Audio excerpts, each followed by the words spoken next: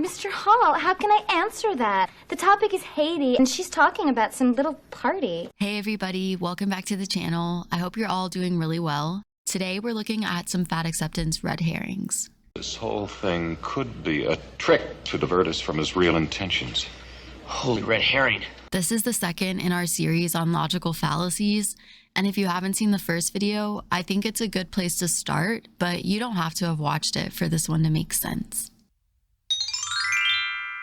Red herrings are deliberate attempts to change the subject or redirect an argument, not dissimilar to the misdirection that a magician uses to perform a trick. Illusion, Michael.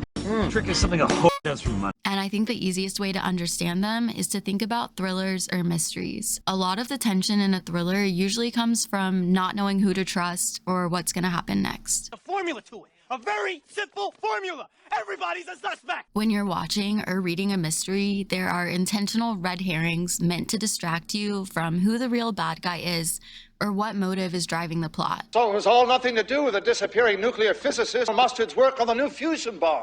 Communism was just a red herring. Similarly, a lot of fat acceptance rhetoric is about trying to distract from whether being overweight or obese is actually unhealthy, manageable, or whether this is even a worthy conversation to be having. One of the first red herrings we see in this space is, "You are much more than your weight," or "Life is about so much more than a number on a scale." This body, my life is not here so that I can continue to try to make this smaller.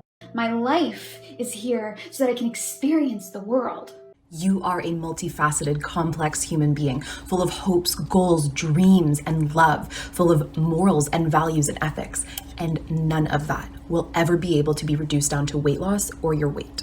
The meaning of life has little to do with the way excess body fat can affect your health or quality of life. And asking whether or not Rosa Parks' weight was important to her activism doesn't establish anything relevant either. It doesn't actually mean that excess body fat is inconsequential to our health. If you can't see the screen, this post says, "How much did Florence Nightingale weigh when she founded modern nursing? How much did Rosa Parks weigh when she took a seat on that bus? How much did Malala Yousafzai weigh when she started writing about the lives of girls living in Pakistan?" You don't know? That's right, because it doesn't matter. It is literally 2022, and we are getting mad at this woman for being on the cover of a magazine? What? I would just like to point out the hypocrisy that Megan Fox was smoking a cigarette, which is directly related to cancer, and no one was health concerning her. Sofia Vergara, also smoking, no one cared. MIA, also smoking on the cover of a magazine. Bruno Mars, also smoking on the cover of a magazine.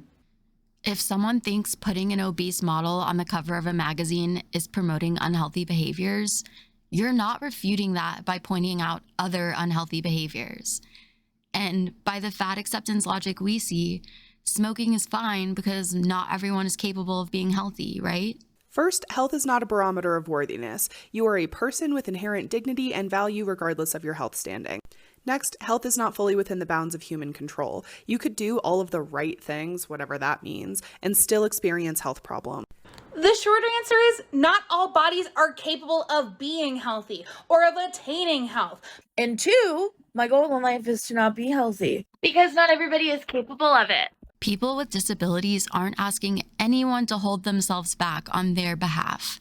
And it's not just unrelated, but also kind of insulting to use other people's limitations as the reason you're not even gonna try. And this conversation about what everyone is or is not capable of is usually just an attempt to direct the conversation to healthism or ableism, which both can be validated in a world where we also acknowledge that obesity is not healthy. Actually, a lot of red herrings in this space are people trying to direct attention to other things that are unhealthy or unhealthier than being overweight. This person says, stress raises blood pressure, but heaven fucking forbid we talk about how stressful it is to exist in a body that the entire world is trying to make disappear. Just trying to exist in our bodies is fucking stressful because people are so actively hostile. And then they wonder why we've got, like, you know, high blood pressure and shit. Like, one of the main things they tell you when you have hypertension is to reduce your stress. But people don't want to talk about that, and people don't want to talk about all of the other factors that lead to hypertension and similar conditions. Anyway. These red herrings are particularly amusing to me because they basically amount to, I'm not going to talk about the health consequences of obesity, but I will talk about the health consequences of you or my doctor trying to talk to me about those health consequences. So let's talk about how weight stigma negatively impacts physical health. In the last part, talked about high allostatic loads. So what does that mean? That's like really intense stress hormones. And having a high allostatic load has been proven to cause cardiovascular disease, ischemic heart disease, peripheral arterial disease, as well as glucose dysregulation, metabolic dysregulation, and inflammation, which causes joint pain. Hey, all those things that people say when you're fat, you get those things. Yes, they are also caused by the intense stress that it can be caused for anybody by stress, but for fat people, the stress is twice as much over a 10-year period of time because of weight stigma. So obesity is not killing fat people. Fat phobia is killing fat people. Weight stigma is killing fat people. Let's say it again for the people who are confused or aren't listening clearly. Weight stigma and stress can be part of the web of causation for heart disease, but that doesn't make obesity an irrelevant factor in that equation. And we see this rhetoric about how nobody's death certificate reads died of obesity because obesity is not a cause of death. But nobody's death certificate says died of weight stigma or fat phobia either because those aren't causes of death. But they're certainly willing to acknowledge how harmful they can be to physical and mental health. This is such an important point, and it is exactly why I'm not going to shut up and I'm going to continue making this point, because we need to disconnect weight from health. We need to stop using weight as a shortcut to understanding what's going on with somebody, because we're misdiagnosing people, we're missing diagnoses, we're assuming things are related to someone's weight when they're not. We're causing a lot of harm. Thank you for coming to my TED Talk. This TikTok says, the unwanted advice you give fat people about their body/health is actually weight stigma and contributes negatively to their health and actually makes people gain weight. You are harming fat people. It's not about health. Because at the end of the day, they don't care about health. It's never been about health. Because if it was, these facts that I stated would be common knowledge. It's easy to get derailed by red herrings because they can be logical or valid points. Stress and stigma are harmful to people's health. That's a valid point, but a separate conversation.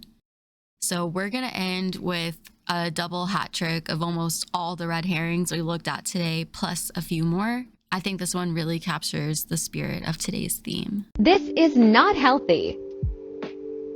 And here's why. Heart disease. So this guy in this video says that we should not be talking about fat people as healthy because of all of the heart disease risk factors that are linked to obesity. Keyword here, linked. You know what other factors are serious risk factors for heart disease?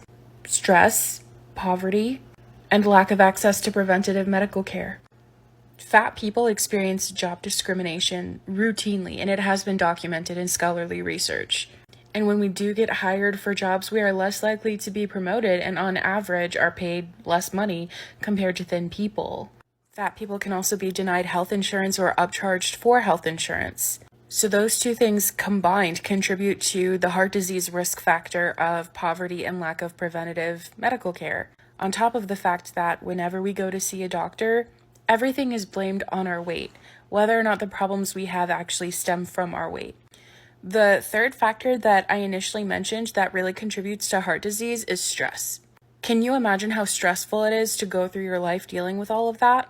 And then on top of that, all of the yo-yo dieting and weight cycling that fat people tend to go through, throughout the course of our lifetimes because of fat phobia.